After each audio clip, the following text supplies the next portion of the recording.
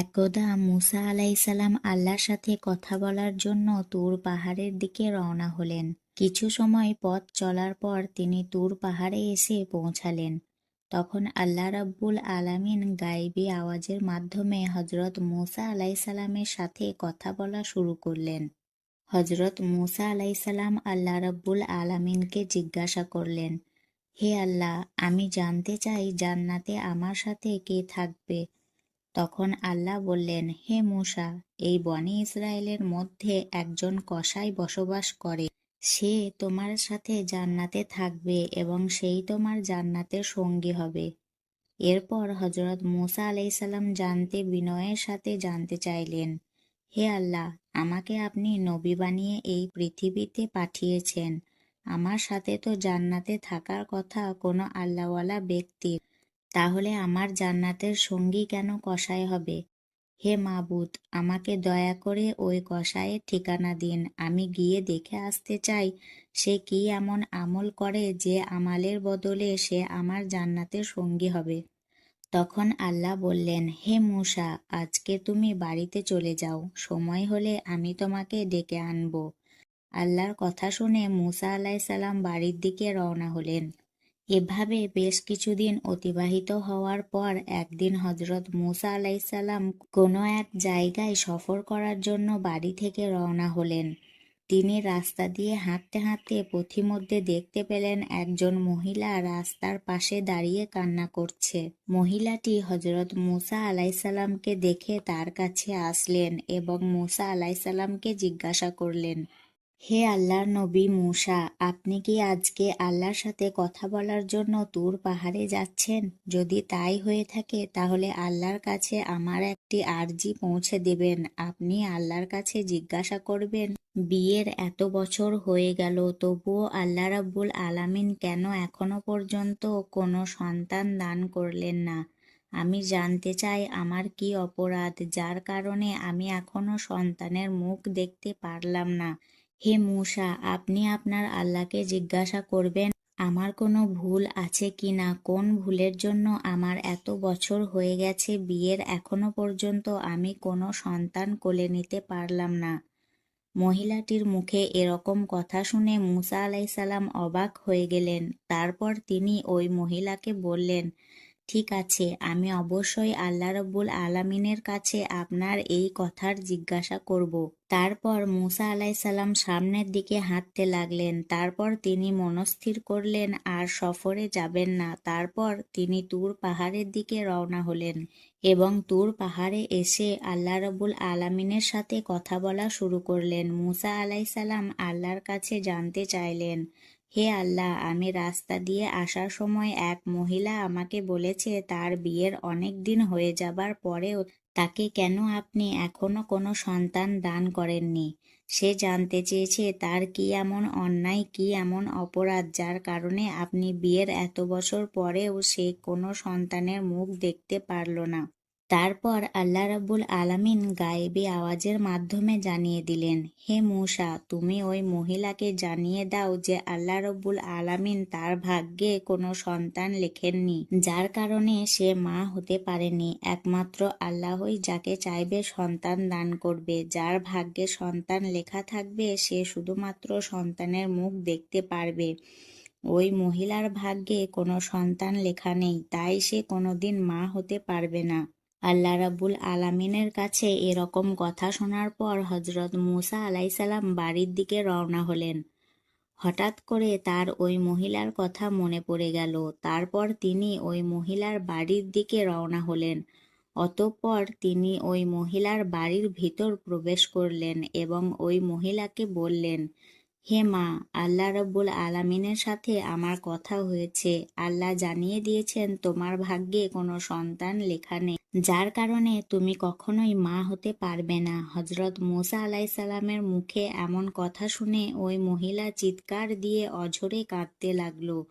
মূসা আলাইসাল্লাম সেখান থেকে চলে আসলেন। ওই ঘটনার কিছুদিন পর একজন আল্লাহওয়ালা বুজুর্গ ফকির আসলেন এবং বললেন, বাড়িতে কি কেউ আছেন? আমাকে কিছু খেতে দিন, আমি বেশ কিছুদিন যাবৎ না খেয়ে আছি, আমাকে কিছু খেতে দিন, নিশ্চয়ই আল্লাহ আপনার মনের আশা পূরণ করবেন।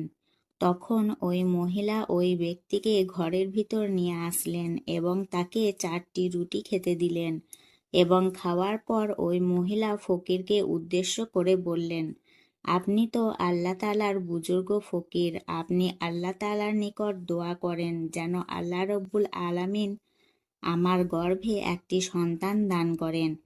আমার গর্ভে আল্লাহ রব্বুল আলামিন এখনো পর্যন্ত কোনো সন্তান দান করেননি, আপনি একটু দোয়া করে দিন যাতে মহান আল্লাহ আমাকে একটি সন্তান দান করেন। তারপর ওই বুজুর্গ ব্যক্তিটি দোয়া করে চলে গেলেন। তারপর কয়েক বছর পর হযরত মুসা আলাইসাল্লাম আবার কোনো এক সফরে রওনা করলেন। হাঁটতে হাঁটতে হযরত মুসা আলাইসাল্লাম ওই মহিলার কথা মনে পড়ে যায়। তারপর হযরত মুসা আলাইসাল্লাম ওই মহিলার বাড়িতে প্রবেশ করেন। মহিলার বাড়িতে প্রবেশ করে হযরত মুসা আলাইসাল্লাম যা দেখলেন তা দেখে তিনি বিস্মিত হয়ে গেলেন। তিনি দেখলেন ওই মহিলা একটি শিশুকে কোলে নিয়ে মনের আনন্দে খেলা দিচ্ছেন। মহিলাটি হযরত মুসা আলাইসাল্লামকে দেখে তার কাছে আসলেন আর বললেন, হে আল্লাহর নবী মুসা, আপনি এসেছেন? আপনি তো বলেছিলেন আল্লাহ আমার ভাগ্যে কোনো সন্তান লেখেননি, আমার ভাগ্যে কোনো সন্তান নেই, কিন্তু আল্লাহ রাব্বুল আলামিন আমাকে একটি সন্তান দান করেছেন। মহিলার মুখে কথাটি শুনে হযরত মুসা আলাইসাল্লাম অবাক হয়ে গেলেন। তখন তিনি আর কিছু না বলে সোজা তুর পাহাড়ের দিকে রওনা হতে লাগলেন। তুর পাহাড়ে এসে হযরত মুসা আলাইসাল্লাম আল্লাহকে জিজ্ঞাসা করলেন, হে রব্বুল আলামিন, আপনি তো বলেছিলেন ওই মহিলার ভাগ্যে কোনো সন্তান লেখা হয়নি, তাই ওই মহিলা কখনো মা হতে পারবে না। কিন্তু আজ তার বাড়িতে গিয়ে আমি দেখলাম একটা ছোট্ট শিশুর সাথে সে মনের আনন্দে খেলা করছে এবং সেই মহিলা আমাকে বলেছে আল্লাহ রব্বুল আলামিন আমাকে সন্তান দান করেছেন। হে রব্বুল আলামিন, আমি ওই ঘটনা বুঝতে পারলাম না কি করে এই ঘটনা ঘটলো। তখন একটি গায়েবী আওয়াজ দিয়ে আল্লাহ হযরত মুসা আলাইসাল্লামকে জানিয়ে দিলেন, হে মুসা, যদি তুমি এই প্রশ্নের উত্তর পেতে চাও তাহলে কোনো এক মানুষের মাংস নিয়ে আসো, তাহলে প্রশ্নের উত্তর পেয়ে যাবে। আল্লাহর কথা শুনে হযরত মুসা আলাইসাল্লাম চলে এলেন এবং নিজেদের কওমের লোকেদের কাছে গিয়ে বললেন, হে আমার কওমের লোকেরা, আল্লাহর নির্দেশে আমি এখানে এসেছি। আল্লাহ বলেছেন মানুষের মাংস নিয়ে যেতে। তোমাদের মধ্যে কেউ কি আছো যে আমাকে কেউ নিজের শরীর থেকে এক টুকরো মাংস কেটে দেবে? মুসা আলাইসাল্লামের মুখে এমন কথা শুনে তার কওমের লোকেরা অস্বীকৃতি জানিয়ে সেখান থেকে চলে গেল। এই ঘটনায় হযরত মুসা আলাইসাল্লাম অনেক চিন্তিত হয়ে গেলেন। চিন্তিত মন নিয়ে তিনি এদিক সেদিক ঘোরাফেরা করতে লাগলেন। অবশেষে কোনো সমাধান না পেয়ে তিনি বাড়ির দিকে রওনা হলেন। এমন সময় পিছন থেকে একজন বুজুর্গ ব্যক্তি হযরত মুসাকে ডাক দিয়ে বললেন, হে আল্লাহর নবী মুসা, আপনাকে এত চিন্তিত দেখাচ্ছে কেন? ঘটনা কি বলেন আমাকে। হযরত মুসা আলাইসাল্লাম বললেন, আল্লাহ রাব্বুল আলামিন আমাকে বলেছেন মানুষের মাংস নিয়ে যেতে, তাই আমি আমার কওমের লোকেদের কাছে এসেছিলাম, কিন্তু কেউ আমাকে এক টুকরো মাংস দিতে রাজি হলো না, সবাই মুখ ফিরিয়ে নিল।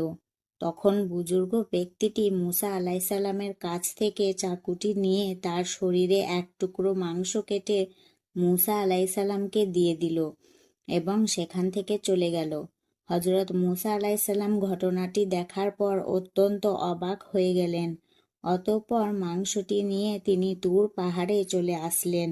অতঃপর মুসা আলাইসাল্লাম বললেন, হে আল্লাহ, আমি মানুষের মাংস নিয়ে এসেছি, কিন্তু এই মাংসের জন্য আমি আমার কওমের লোকেদের কাছে গিয়েছিলাম, কিন্তু কোনো মানুষই তাদের শরীর থেকে এক টুকরো মাংস দিতে রাজি হয়নি।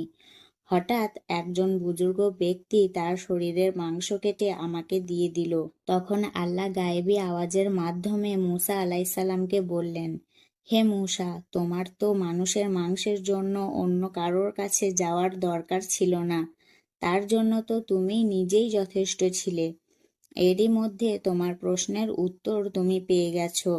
আর যে ব্যক্তিটি আমি আল্লাহর নাম শোনামাত্র তার শরীরের মাংস কেটে দিয়ে দিল, তার দোয়ার বরকতের ফলেই আমি ওই মহিলার গর্ভে সন্তান দান করেছি। হে মূসা, জেনে রেখো যে আমার জন্য পাগল আমি আল্লাহ নামের উপর সব কিছু যে বিসর্জন দিয়ে দেয় এবং আমি আল্লাহকে খুশি করার জন্য সব কিছু মেনে নেয়, আমি রব্বুল আলামিন তার জন্য সব কিছু করতে পারি। তার দোয়ার ফলে আমি মানুষের ভাগ্য পরিবর্তন করে দিতে পারি।